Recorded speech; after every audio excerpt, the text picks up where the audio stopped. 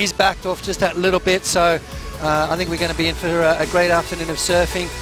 Should get a lot more user-friendly once that tide starts coming back in, so looking for great stuff, which just shows the diversity of this young lady as we see surfers up and riding. Having a look, Keely Andrew. A little punch out on the closeout section. She can't hang on. Down the beach, Fitzgibbons goes down. And now Defay's turn to try to stay on her feet here. Big power blast out the back for Johanne Defay. Quick snap, pushing this one down the line. And she'll redirect right before the oncoming section.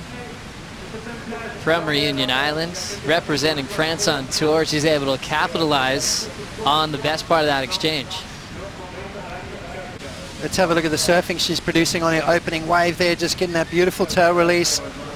I think her backhand really is part of her strengths. Obviously growing up in Reunion Islands, surfing that beautiful wave called St. Lou, which is a left-hand point break setup. Sally Fitzgibbons, well, we know what she's capable of, Joe. Some of her best results also on the beach breaks on her backhand. Lower results for Sally. Come second a bunch of times. Here she goes now. Acting as a spoiler in this contest for the world title showdown. She'll start off vertically. Jams it off the lip again. Always dangerous. No matter what the situation is in the world title campaign, she always has her goals there to be on top of the podium to take down major wins. Her prep work is second to none. Paddling out on dark to make sure her equipment is dialed and ready to go. Here's Keely now, a little late hit on a messy section. She'll hang in there for a finishing move and finds another fall on the end section. The series once again, backing herself up. Let's see Sally's way. Yeah, nice vertical foam climb right there from Sally, and finishes off strong. So, you know, I don't think Sally's surfing's been letting her down. I just think that maybe poor wave choice. Those tough heats that just don't go your way. Keely going down on that one there. So Sally Fitzgibbons coming out firing. Obviously Johanne Defay with that opening exchange sort of got a little bit of the nod. A 6.33 as her top score. Sally with the 3.40 as her top. So Sally's trying to chase down Johanne here. Jet ski assist. As we continue with action, Johanne Defay. Quick little chip off the lip and she's out, good for one maneuver. 6.33 came on the backhand attack. Defay riding Channel Island surfboards, often chooses equipment that she can push really hard off the bottom. Courtney Conlogue fighting for her survival. Needs to win this event just to put herself in a good spot going into Maui. Setting up a running ride. Fitzgibbons, great connection off the lip. Deep off the bottom, hammers it but goes down. So she picked off a beautiful ride. Solid first turn, could have put up one of the biggest numbers of this heat, but she just fell on the final move. So the men now focusing on round two as this one continues. Defay with a lot of speed, a big hack off the top for Johanne. It's a one maneuver section, showcasing her power and looking to better on that 2.0 pots. Let's have a look. She drives off the bottom, real strong back foot right there. You can tell just gouging into that wave. That's probably one of the best turns we've seen for quite some time.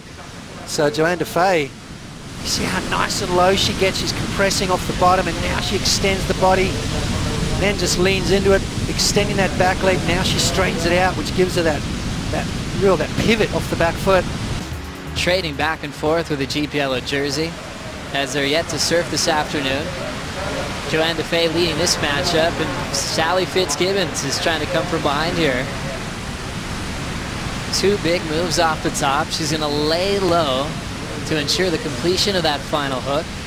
She'll get credit for it as she's hunting down a 7.26. Yeah, which is a big score, Joe. 7.26. That's close to the excellent range.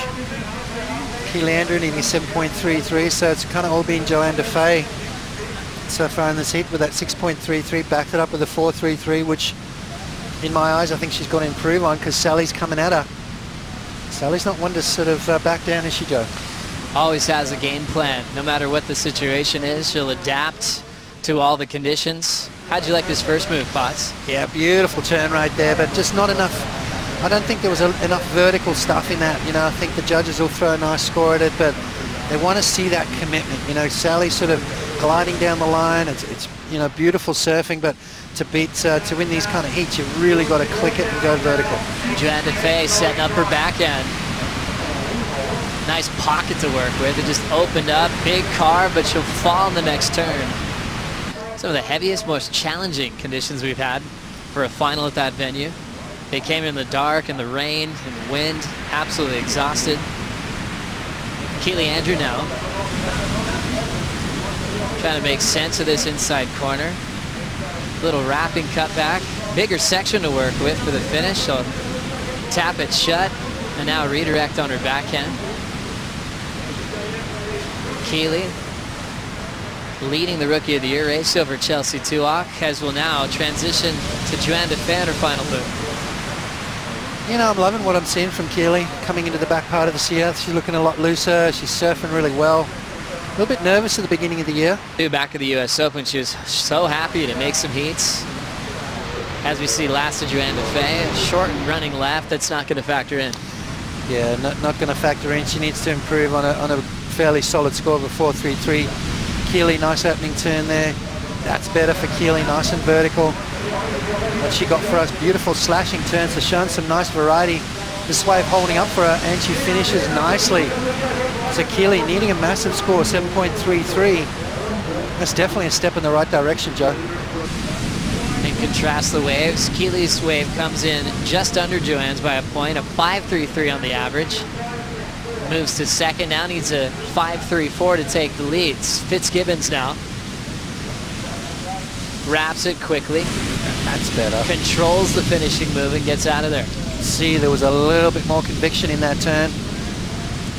She wanted that turn a little bit more, you know, just cranked it up a bit. I fear that it's going to be a little too late though. 1 minute remaining. Sally, 6.89 required. That will be the highest score of the heat. Let's have a look at Sally's wave here.